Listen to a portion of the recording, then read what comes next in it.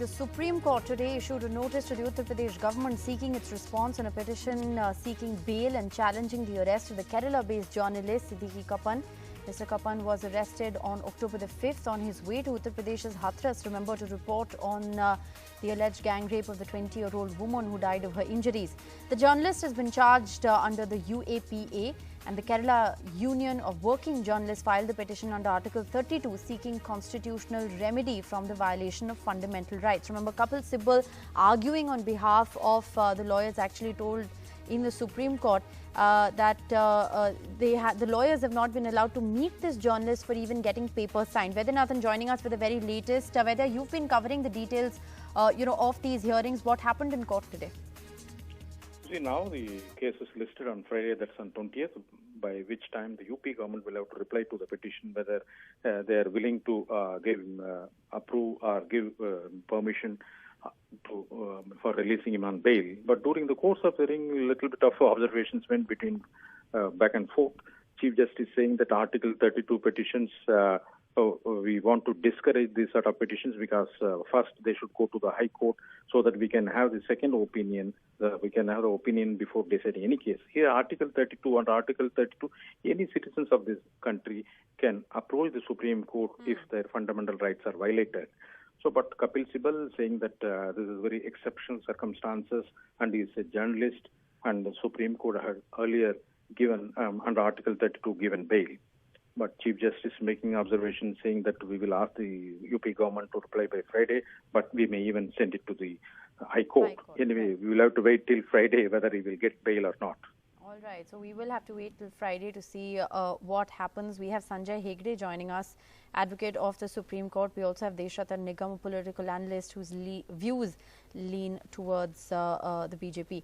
Sanjay Hegde, very interesting developments that have taken place. And I just want to once again focus on what Kapil Sibal said in the Supreme Court. He said very categorically that the court had interfered earlier in cases like this, and these are exceptional circumstances, and that lawyers are not being allowed to meet the journalists for even getting papers signed.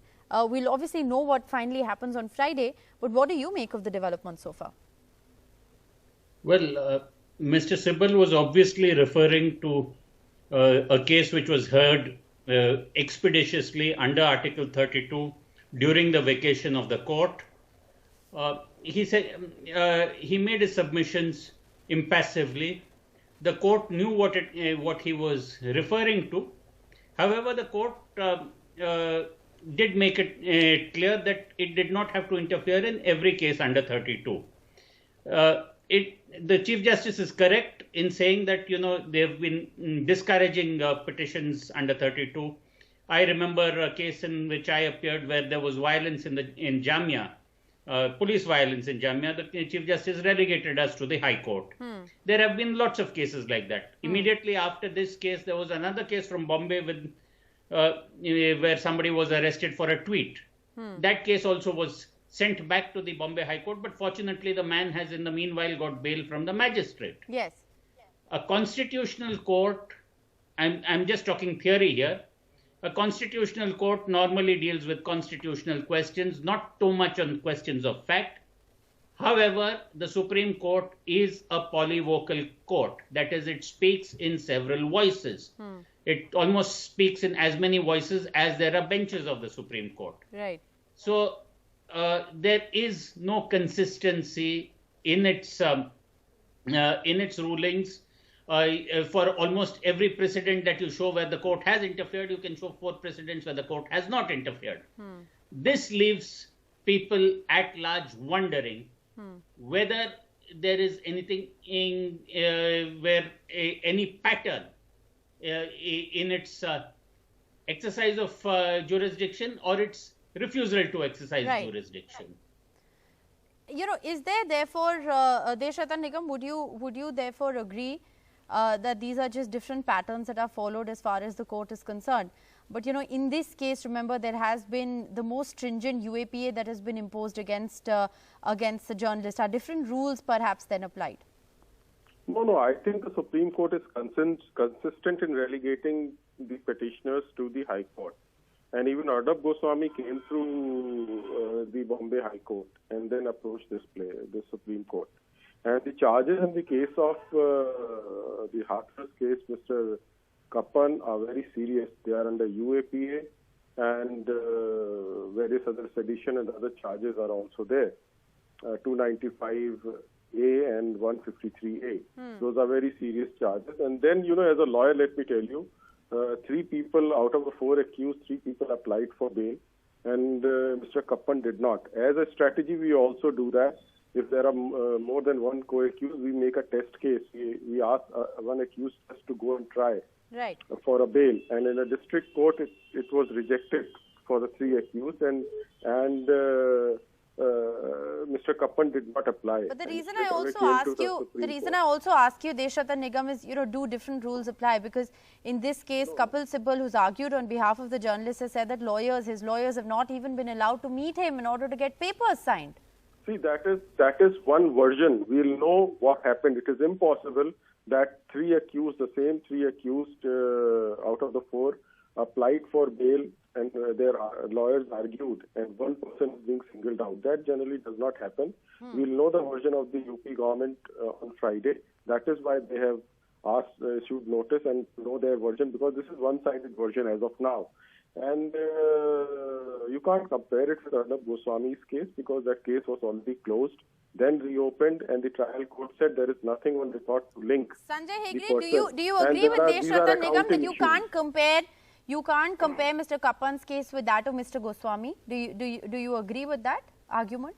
I agree with him. Obviously, we can't compare. Right. Obviously, you see, some people can have a direct line where their cases are heard by constitutional courts in a hurry. Mr. Kappan is some random journalist from some random place called Kerala. Is that the message that the court wants to send? What is sauce for the goose should be sauce for the gander. If you decline in relief to one set of people, decline relief uniformly. Otherwise, there was a saying in English law that equity is the length of the chancellor's foot. How some chancellors had large feet, some chancellors had small feet, and it all depended on what a particular chancellor liked or what a particular chancellor did not like. Deshratan Nigam, bail for one easier than the other. Bail for one, jail for one. That's what appears to be happening here. Do you agree with what Sanjay Hegde said?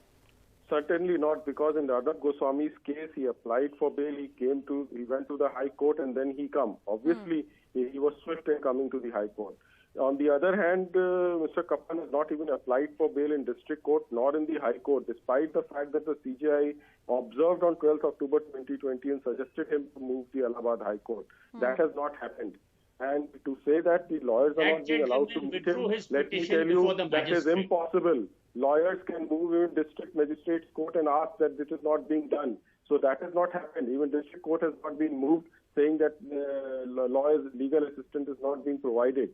You've got to, instead of making oral submissions here and there in the press, rather than you should move an application before district court that such a thing is happening, but that has not happened. So you're saying that the reason the case doesn't follow the same trajectory is because of a legal point, of a point of law. Sanjay Hegde, 10 seconds to respond to that, and I have to wrap. The gentleman who got bail from the Supreme Court withdrew his petition before the trial court. He knew, he first chose to go to the High Court. He got an urgent hearing. He got a hearing during the vacation, and the bail was turned down by the High Court. The High Court told him, go back to the Sessions Court. He refused to go there. He came directly to the Supreme Court. The matter was filed with several defects. The matter was listed with several defects. And notwithstanding everything, after a full day's hearing on the judge's birthday, the man got bail. Okay. Well, this is a conversation we can continue to have. Unfortunately, I'm completely out of time. There will be comment. Okay, unfortunately, I'm completely out of time. Thank you so much, both of you, for joining us.